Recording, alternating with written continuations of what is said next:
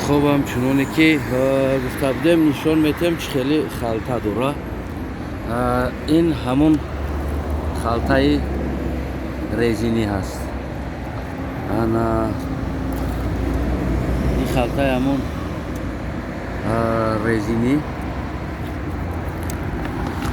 پایانی همون مقدار شکافی خیچه داره نشان دادن نمیتونم.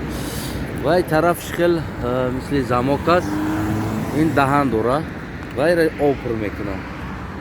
نمیدونم 30 لیتر آب گیره 40 لیتر 50 لیتر.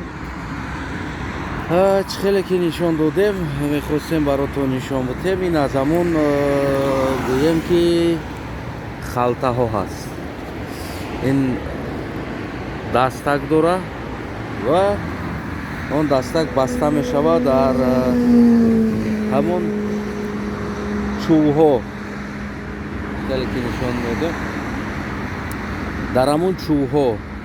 بعد این خیلی گویم خسپوره ها اینا پرو می شوند، موسرکه می شوند، عاقبت خاک می شوند، برای زمین قوه میتیه و همچنان نمی را اینا می دارن نگاه میکنن در اینجا.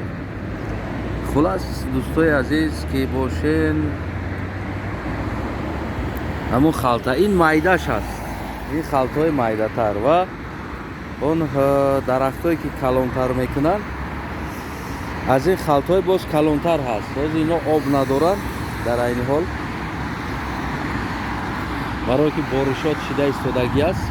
نه همین چیزها اینا خلطه ها هستن. اینا همه ای وقتی درخت ها هست.